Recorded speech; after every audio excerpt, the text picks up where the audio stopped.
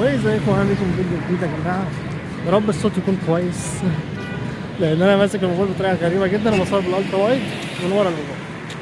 النهارده هقعد اصور بالكاميرا بس هتبقوا شايفيني وانا بصور لمده نص ساعه متواصله، فيا ريت يطلع الفيديو كويس وحلو. مش هصور اي حد انا ماشي في الشارع بس، وهقعد اصور الناس ستريت فوتوغرافي. فيا ريت يطلع اصلا فيديو حلو وتجربه جديده كده، وبالمره هيبقى الفيديو ده كله متمنتج ومتصور على الموبايل، فيا ريت يطلع كويس. تمام، اعتقد انا كده تمام. يلا بينا. تسجيل نص ساعه متواصل، هل البطاريه هتكمل برضو؟ شفت صقر حالا، حرفيا حالا، بس ما لحقتش ان انا اصوره بالموبايل، اصوره فيديو.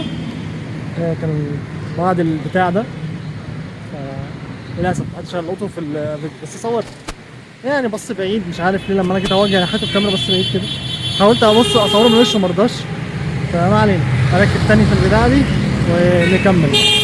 اهم حاجه بصوا، لازم دايما تفعل السيرفو في الستريت فوتوغرافي بالذات عشان يلقط الحاجه اللي انت بتصورها. انا مخليه على اوتو فوكس مثلا، اللي هو الوشوش، بس انت ممكن تخليها في النص دي، تلقط الحاجه دايما في النص، هيعمل فوكس في الحته اللي في النص دي. بس انا بحب دي اكتر الصراحه.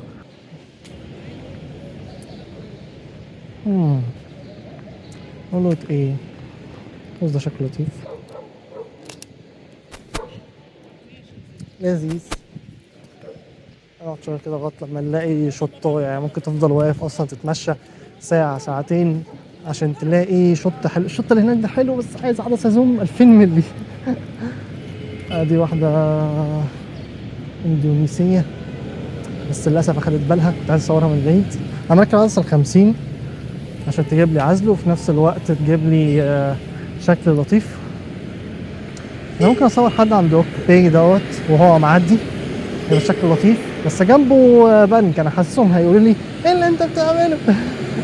والله تبقى بص كده، يلا على النيابه على طول. انا مش عارف والله، بيخافوا من الكلام ده اكتر ما بيخافوا من اي حاجه تانية. انا عايز اثبته، مش عارف، مش عايز يثبت ليه. تعالى نروح بعيد عن البنوك. انت اللي معديه دي لو صورتها طبعا هتشتمني. في حد اجنبي قدامي اهو، شكله لطيف، مش عارف ده واد ولا بنت بصراحه، بس شعره شكله حلو، حاسه ولد. ايوه لا ايه ده، ولد ولا بنت؟ لا ولد، ايوه ده شكله لطيف. مش عايز اصور. هو ايه؟ هيبقى الشكل وحش لو جيت اصور دلوقتي.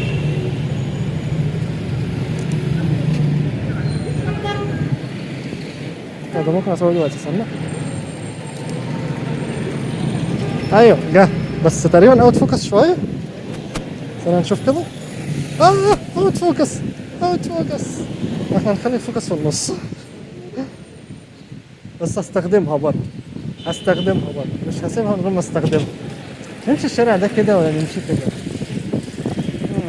شكله كده لطيف قوي بصراحة. الصورة دي هتبقى حلوة لما يتباعوا أبيض وأسود، يبقى الشكل حلو قوي وهم أبيض وأسود. عمو اللي هناك ده لذيذ جدا لو تصور لوحده من غير ما ياخد باله كده. حلو، حلوة جدا. كان مغمض عينه بس مش مشكلة، هنظبطها بال ياي. ده عادي، ده مش في الدنيا. كانت لقطة تحفة بصراحة.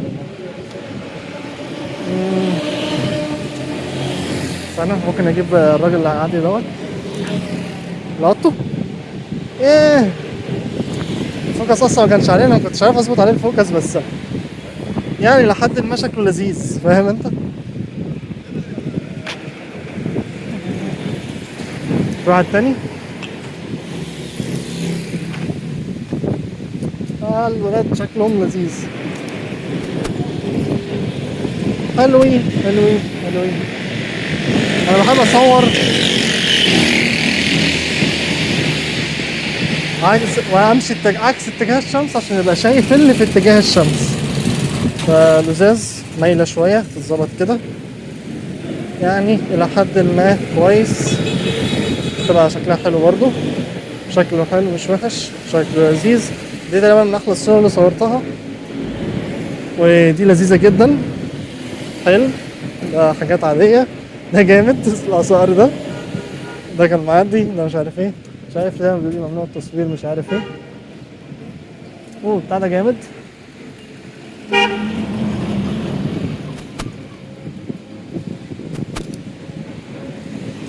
حلو، ركز كده من الاكسبوجر بس. الصورة دي هتطلع جامدة جدا. بعد ايديت بسيط. الواد ده بيمشي قاعد بيصور في الشارع برضه زي ما انا بصور. صورت صورة وهو معدي، شكلها لذيذ. اوه جامد جدا الصورة دي على فكرة. لذيذة، حلوة جدا. انا عشان معلش ابوظ له الدنيا. انا بس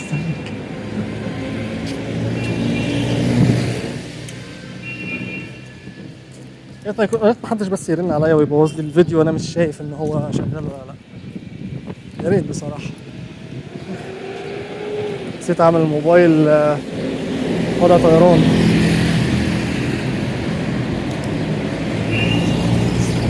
حلو. لا انا بلاش نصور كده. جبته اللي هناك ده جامد. حلو ده. وممكن نرجع تاني لورا وندخل على محطة الرمل، هيبقى الشكل جميل. او ندخل في الشوارع اللي جوه. بس احلى حاجة انك تلقط مشاعر الناس في الصورة. يعني مثلا كده عم اللي واقف هناك ده شكله لذيذ جدا. تعمل لها كروب كده زوم بالشكل ده هتبقى جامدة جدا. ميزة انك تصور بكاميرا مهما عملت زوم هتفضل بكواليتي عالية على عكس الباقية. حلو اوي لما تبقى ابيض واسود. عامة التصوير المرة دي هيبقى كله ابيض واسود. هيبقى كله ابيض واسود. انا في حركة ممكن بحب اعملها بصراحة، خلي الايزو اوتو وممكن اسرع الشطر قوي عشان يثبت اللحظة، والايزو بقى يظبط لي الدنيا يعني كده يبقى احلى. يعني حتى لو انا بصور هنا مثلا في الضلمة مش هيعدي ال 500 وانا عامل له ليميت اصلا 3200. ممكن اخلي الليميت على 800. هو فين اساسا؟ انا كنت هقف ماشي فين؟ ايزو فين؟ ايزو انا ايزو ايه كده ممكن توصل لها؟ ماشي ايزو ايزو سبيد سيتنجز ماكس على 1600 ممكن لا 800. مش عايز اعليها عن 800 وابوظ الشوطين. كان في واحد على الشمال كان شكله جامد جدا. انا مش عارف انا مشيت هنا ليه صح. لو مشيت كده يمين هبقى عند الشلالات هيبقى الشكل تحفه. حاجه برضه بحب ان انا اصورها هي الطروف بتاعه البيوت مع الشمس وكده بيبقى شكلها جامد جدا. يعني مثلا كده شكلها حلو. لا حلو قوي. ايه ده الكلام ده مظبوط.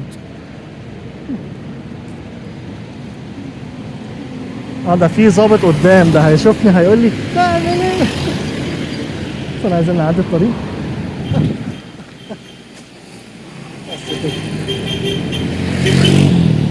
لو ظبطت لو الظابط ده لاحظ ان انا بصور هيستعبط فيها. لذيذ. لسع شويه. انا الغي موضوع الايزو الاوتو بصراحه، نخليه 100 واتحكم بالشطر اسرع. يعني احنا هفضل بطأ شطر بس انا عايزه يثبت لي الدنيا، بس نخليها على 125 ونسرع شطر شويه بس كده. حلو قوي. تمام. نخلي الوايت بالانس بالمره اوتو هيظبط لي الالوان طول ما انا بصور. وحتى لو مش مظبوط كده كده بصور رو يعني، بس عشان يديني لمحه عن اللي انا بصوره هيبقى عامل ازاي.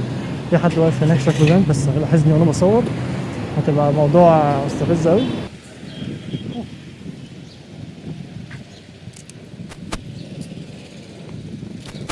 حلو ده.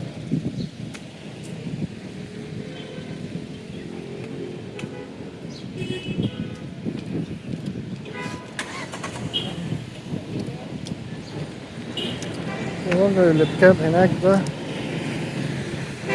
يعني لحد ما كويس.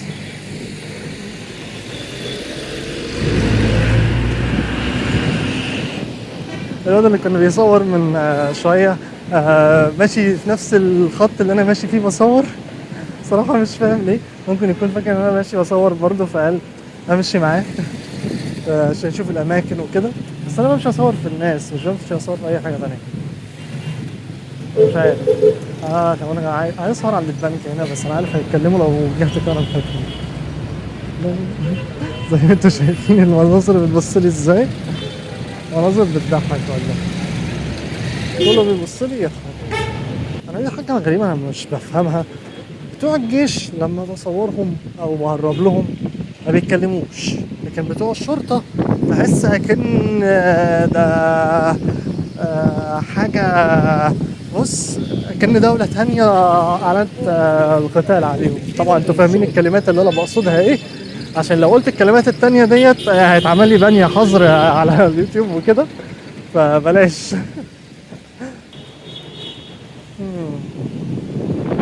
الحتة دي شكلها لذيذ. حلوة. أوه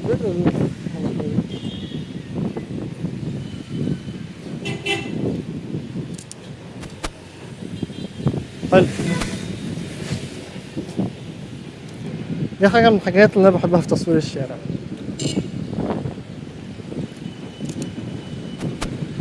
في ثانية تك تك خلصت. شكله لطيف أساسا بصراحة. أنا صورت شاطر تكة واحدة على الآخر على أمل إن الإضاءة تظبط، ولو حتى لسعة شوية فمش مشكلة، بس جت مظبوطة. ممكن نجيب برضو المسلة دي من الزاوية دي كده.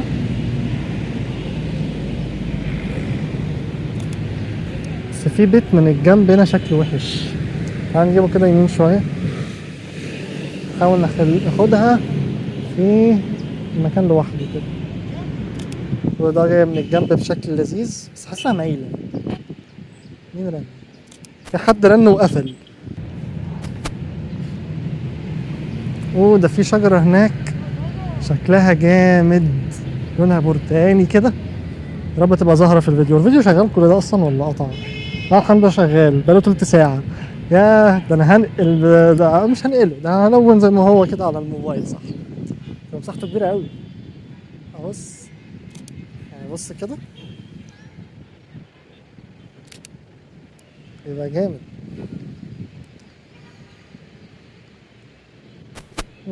مش عارف، عايز عدسة زوم أكتر.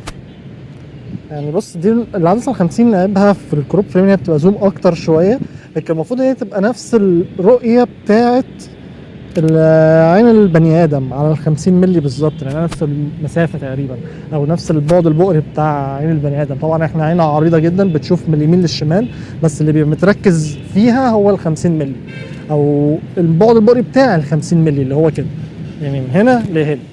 لكن انا دلوقتي انا بصور على حوالي 17 مللي او 16 مللي بالموبايل، فاللي انت شايفه ده يعتبر زي اوسع من عين البني ادم كتركيز، لكن مش كمشهد.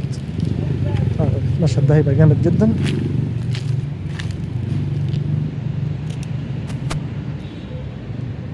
تقريبا عايزين نسرع الشطر.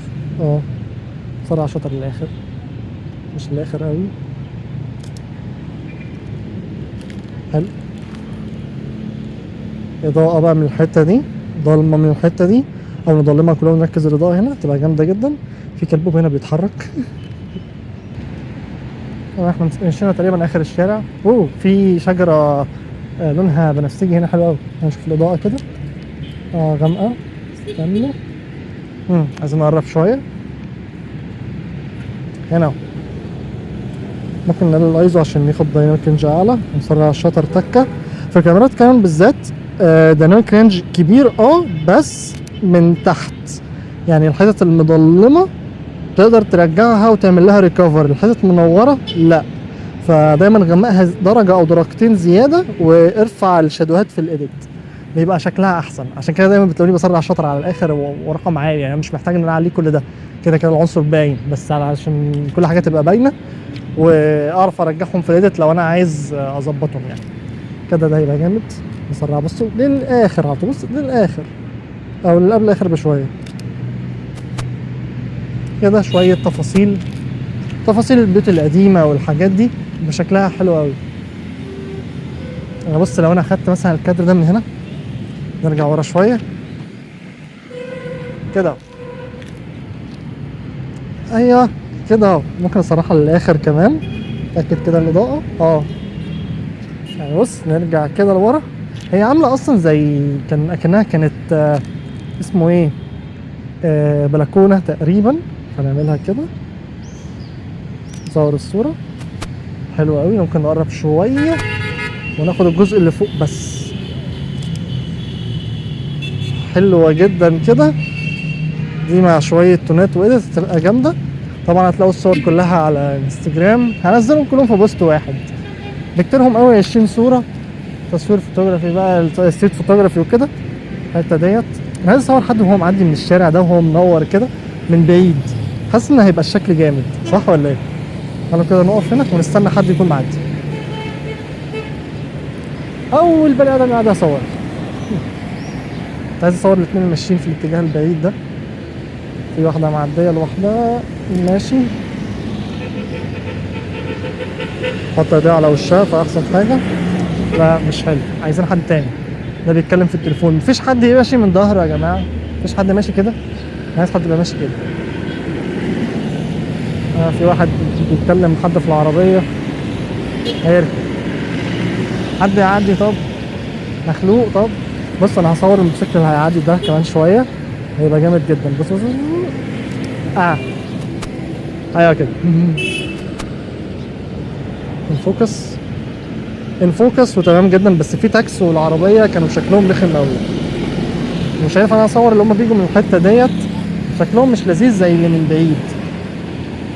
في واحد بطاقيه هيعدي، يا ريت يعدي ويبقى شكل الصوره حلو. استنوا يا جماعه، عدي يا عم. في واحد هناك برضه. استنى، يلا عربيات يا العربيات دي كلها عربيات رخمه بوظ الصوره وكانت جامده. ده بيزعق ده ولا ده بيتخانق ده ولا ايه؟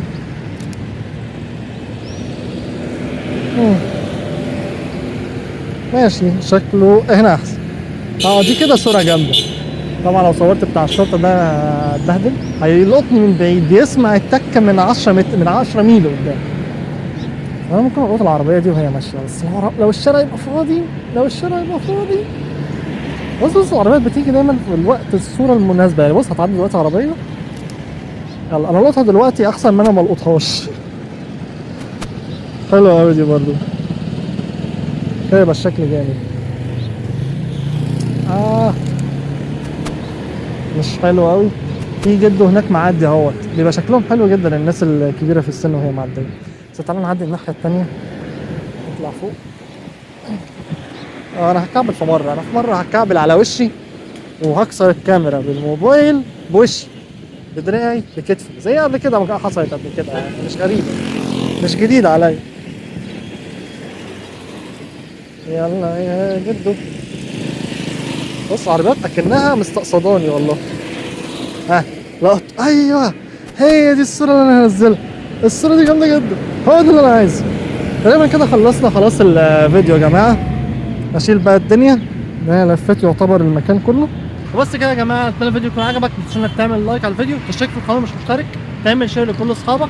واشوفكم في فيديو تاني. وقولوا لي في التعليقات هل عجبكم ستايل الفيديوهات دي ولا لا، عايزين اكرره تاني ولا لا. كنت عايز اعمله بصراحه في الشتاء، بس هو ما جاش شتاء اصلا.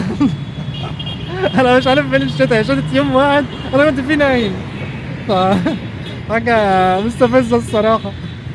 فبس كده، اتمنى الفيديو يكون عجبك واشوفك الفيديو الجاي. سلام.